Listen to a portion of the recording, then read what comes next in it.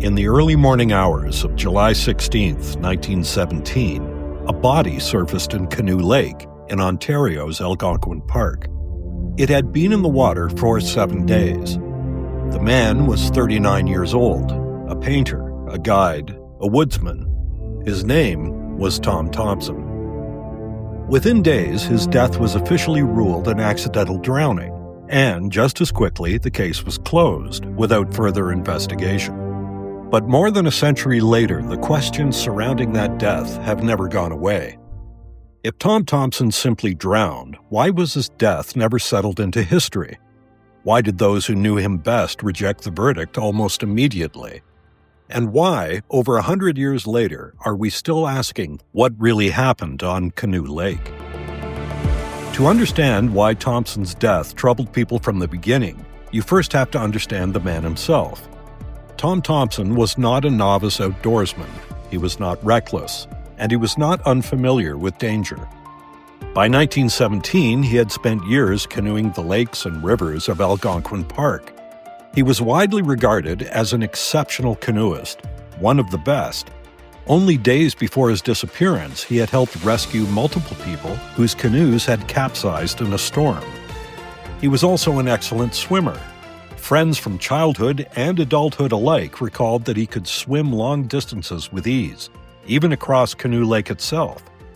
Physically, Thomson was strong and resilient.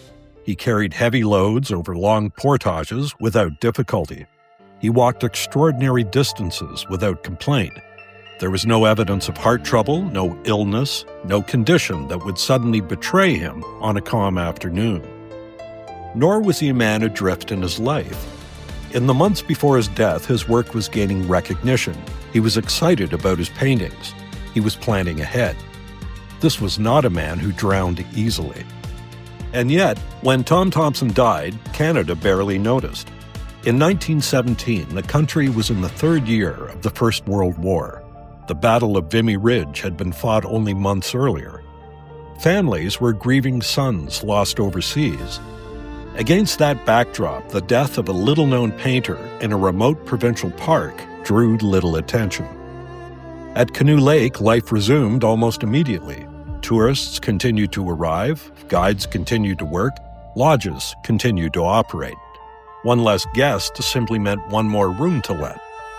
Years later, people would remark on how quickly Thomson seemed to vanish from local conversation.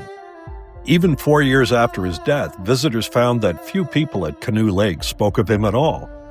But beneath that surface calm, dissatisfaction had already begun to grow. There was no police investigation into Tom Thomson's death. There was no formal autopsy in the modern sense. There was no preserved coroner's report that survives in public records today.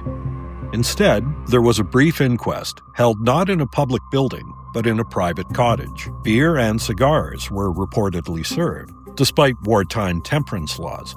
Witnesses were heard. A verdict was delivered quickly: accidental death by drowning. Some who attended were disturbed by the haste. A park ranger noted in his diary that there was considerable adverse comment among residents about how the evidence had been taken. Friends in Toronto were equally troubled.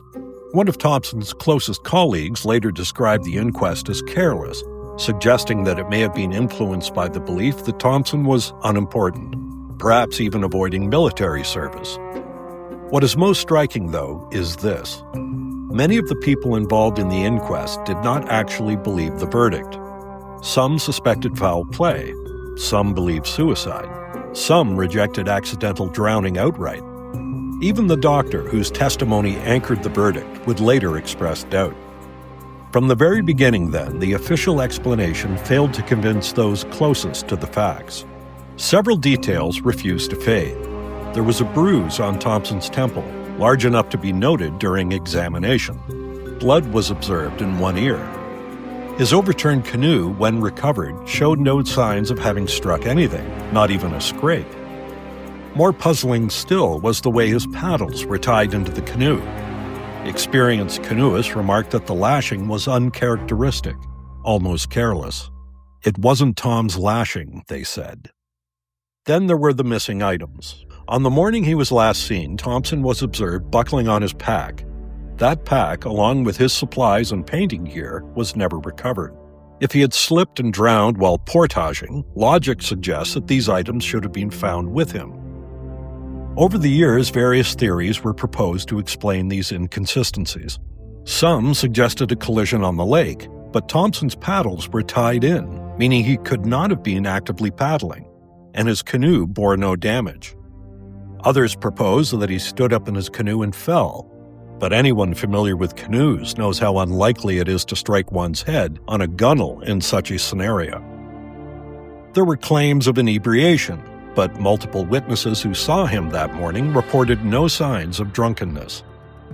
Each explanation required a chain of unlikely assumptions. Taken together, they strained credibility. What made the accidental drowning verdict hardest to accept for those who knew Thomson was his extraordinary competence on the water. He had survived storms, rapids, capsizes, and unfamiliar lakes.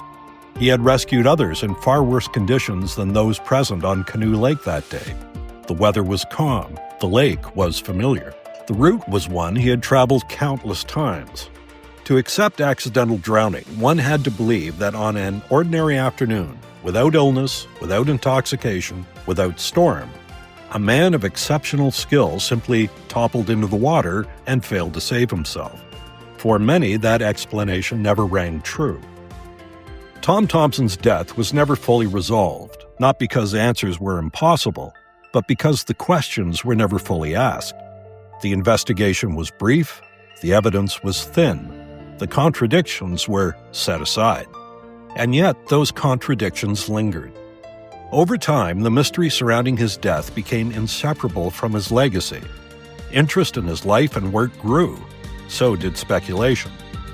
The unanswered questions ensured that Thomson would never simply become another historical figure with a neat ending. Unresolved deaths have a way of doing that. They keep people looking back. For more than 3 decades, we have been drawn back to Canoe Lake by those unanswered questions. We returned to the site. We revisited the documents. We examined the testimony. We followed the evidence wherever it led. We grew frustrated with books and articles in the Canadian press that hinted at foul play but refused to go further. After years of research and careful analysis, we became convinced that the evidence does not point in many directions, it points in one. This book is the result of that conviction. While foremost a work of fiction, it identifies who was responsible for Tom Thomson's death, grounded firmly in the historical record. More than 100 years later, Canoe Lake is quiet. The water still reflects the sky. The questions still linger beneath the surface. If Tom Thomson's death was truly an accident, it should have settled long ago. That it has not may be the most telling fact of all. This is the story we explore in Larry Dixon's Cabin.